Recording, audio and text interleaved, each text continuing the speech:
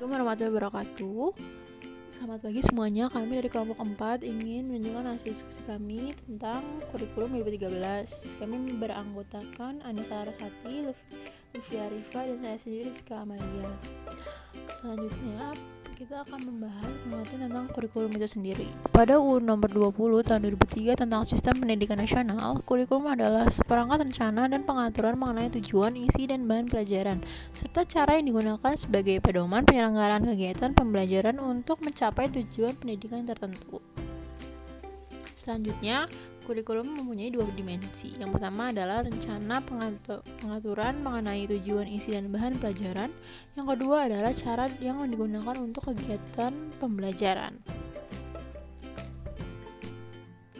Selanjutnya ada karakteristik kurikulum 2013. Yang pertama ialah mengembangkan keseimbangan antara pengembangan sikap spiritual dan sosial, rasa ingin tahu, kreativitas, kerjasama dengan kemampuan intelektual dan psikomotorik. Yang kedua, ada sekolah merupakan bagian dari masyarakat yang memberikan pengalaman belajar terencana di mana peserta didik menemukan apa yang dipelajari di sekolah di masyarakat dan memanfaatkan masyarakat sebagai sumber belajar. Lalu yang terakhir, mengembangkan sikap pengetahuan dan keterampilan serta menerapkannya dalam berbagai situasi di sekolah dan masyarakat. Selanjutnya, karakteristik kurikulum 2013 yang keempat yaitu memberikan waktu yang cukup leluasa untuk mengembangkan berbagai sikap pengetahuan dan keterampilan. Untuk yang kelima, kompetensi dinyatakan dalam bentuk kompetensi inti kelas yang dirinci lebih lanjut dalam kompetensi dasar mata pelajaran. Yang keenam, kompetensi inti kelas menjadi unsur pengorganisasi atau organizing element kompetensi dasar, di mana semua kompetensi dasar dan proses pembelajaran dikembangkan untuk mencapai kompetensi yang dinyatakan dalam kompetensi inti. Nah, yang ketujuh, kompetensi dasar dikembangkan didasarkan pada prinsip akumulatif, saling memperkuat, memperkaya antar mata pelajaran dan jenjang pendidikan dan vertikal. Nah, selanjutnya, apa sih tujuan kurikulum 2013?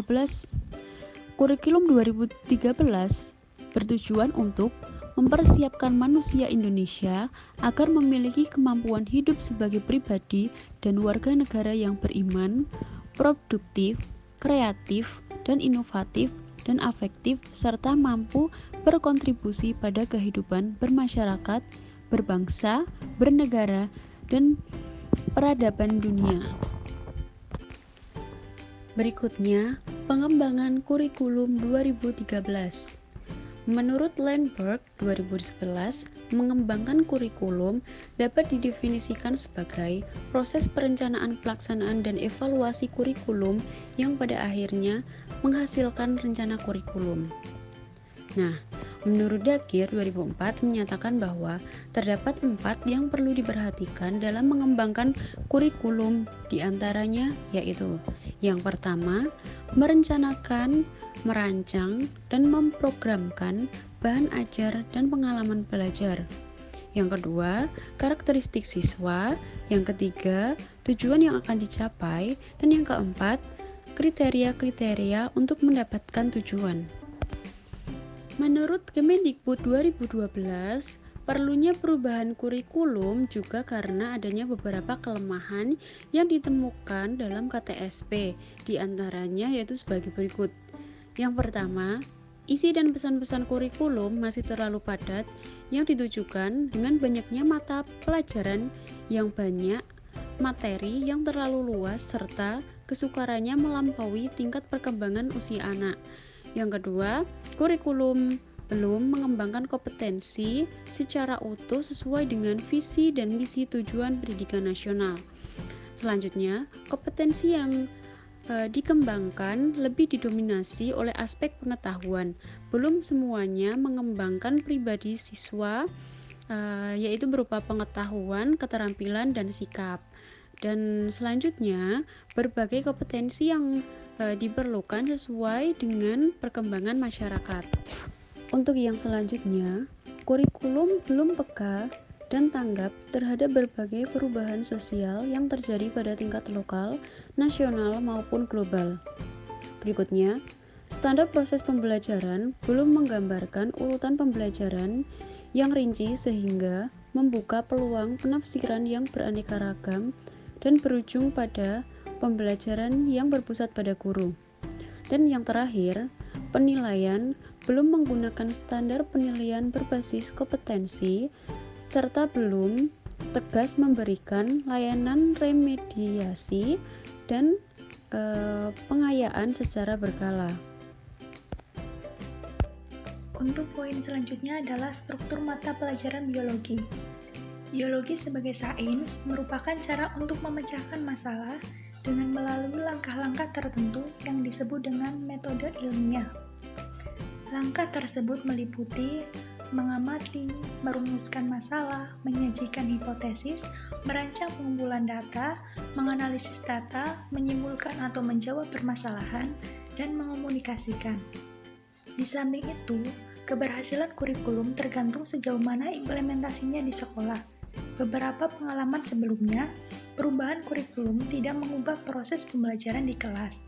Selain itu, informasi mengenai pembelajaran yang berorientasi ilmiah masih terbatas. Kemudian, standar kompetensi lulusan.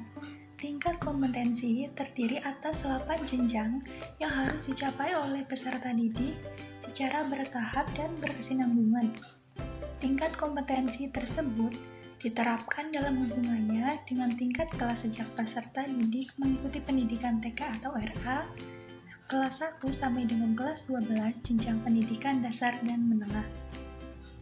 Rumusan standar kompetensi lulusan SMA atau MA sesuai dengan Peraturan Menteri Nomor 54 Tahun 2013 adalah sebagai berikut. Yang pertama, yaitu dimensi sikap. Yang kedua, dimensi pengetahuan, dan yang ketiga, dimensi keterampilan. Kemudian, kompetensi inti. Kompetensi inti yaitu kompetensi yang bersifat generik, mencakup 3 ranah, yakni sikap, pengetahuan, dan keterampilan. Ranah sikap dipilah menjadi sikap spiritual dan sikap sosial. Dengan demikian, kompetensi bersifat generik terdiri atas 4 dimensi yang mempresentasikan sikap spiritual, sikap sosial, pengetahuan, dan keterampilan. Kompetensi inti untuk setiap tingkat kompetensi tercantum dalam Permendikbud Nomor 64 Tahun 2013 tentang Standar Isi Pendidikan Dasar dan Menengah. Kompetensi inti itu sendiri berfungsi sebagai unsur pengorganisasi atau organizing element kompetensi dasar. Sebagai unsur pengorganisasi, kompetensi inti merupakan pengikat untuk organisasi vertikal dan organisasi horizontal kompetensi dasar. Sebagai salah satu contoh, kami menampilkan contoh kompetensi inti yaitu untuk kelas 10. Isi dari kompetensi inti tersebut yaitu menghayati dan mengamalkan ajaran agama yang dianutnya, menghayati dan mengamalkan perilaku jujur, disiplin, tanggung jawab, peduli, santun, responsif, dan proaktif, dan menunjukkan sikap sebagai bagian dari solusi atas berbagai permasalahan dalam berinteraksi secara efektif dengan lingkungan sosial dan alam. Poin yang selanjutnya yaitu memahami, menerapkan, dan menganalisis pengetahuan faktual, konseptual, dan prosedural berdasarkan rasa ingin tahuannya tentang suatu ilmu dengan wawasan kemanusiaan, kebangsaan, kenegaraan, dan peradaban terkait fenomena dan kejadian, serta menerapkan pengetahuan prosedural pada bidang kajian yang spesifik sesuai dengan bakat dan minatnya untuk memecahkan masalah. Poin yang terakhir yaitu mengolah, menalar, dan menyaji dalam ranah konkret dan ranah abstrak terkait dengan pengembangan dari yang dipelajarinya di sekolah secara mandiri dan mampu menggunakan metode sesuai dengan keilmuan. Selanjutnya, kompetensi dasar. Kompetensi dasar dirumuskan untuk mencapai kompetensi inti. Rumusan kompetensi dasar dikembangkan dengan memperhatikan karakteristik peserta didik, kemampuan awal, serta ciri dari suatu mata pelajaran.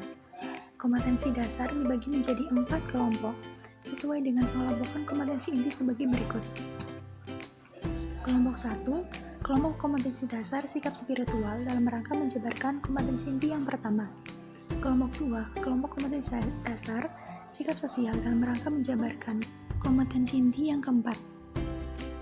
Berikut daftar pustaka dari PPT yang telah kami buat. Sebelum menutup presentasi ini, ada sedikit motivasi yang akan kami berikan, yaitu jangan berpikir yang terbaik, tapi jadilah yang terbaik.